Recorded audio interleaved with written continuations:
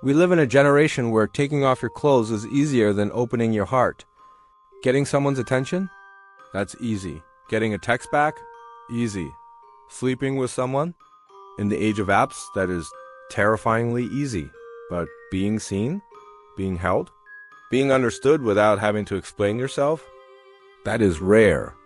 We have confused access with intimacy. We think because we have access to someone's body or their time or their Friday nights that we have their love, but we don't today. We need to have an honest conversation about why you feel empty even when your bed isn't.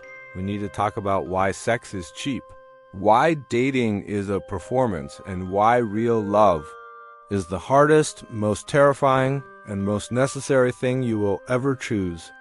Let's look at the data of your life. You are talking to people. You are going on dates. You might even be sleeping with someone regularly. So why do you still feel that gnawing sense of loneliness? It's because we have built a culture on counterfeit connection. Dating in its modern form is often just a performance. It's two people pretending to be the coolest, chillest, most unbothered versions of themselves. It is an audition. You are selling a product. You and sex? Intimacy used to be the culmination of intimacy. Now, it's often the introduction to it. And there is nothing wrong with that until you mistake the chemical rush of oxytocin for the safety of a bond. You mistake the adrenaline of the chase for the stability of a partner. You think because your heart is racing, you're in love. But usually, if your heart is racing, you aren't safe, you're anxious. We are trading our peace for a cheap dopamine hit.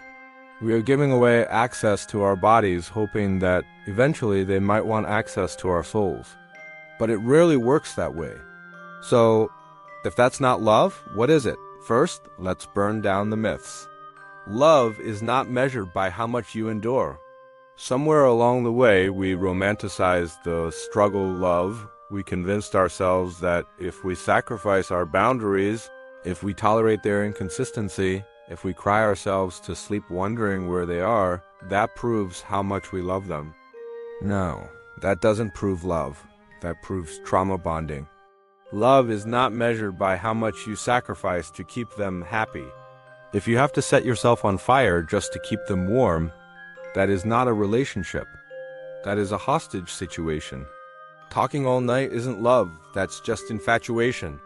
Giving them all your free time isn't love, that's dependency.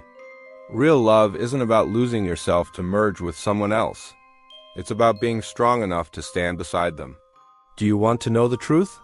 The truth that movies won't tell you because it doesn't sell tickets? Real love is boring. And I mean that in the most beautiful way possible. Love is safety. Love is consistency. Love is being the calm in their storm, not the cause of the storm.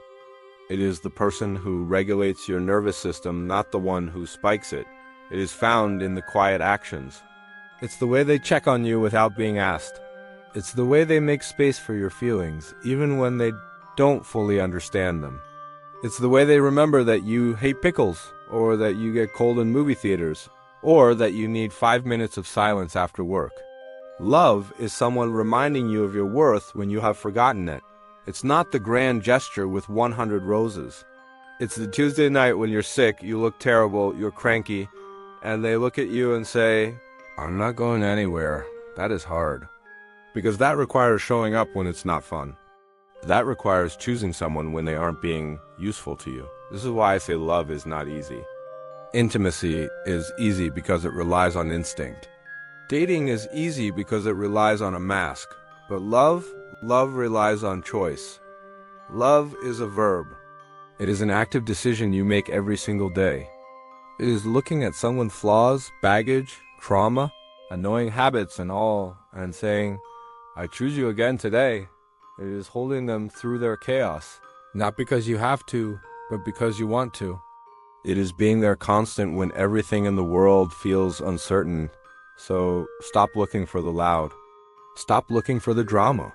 Stop looking for the person who makes you question your sanity. Start looking for the steady.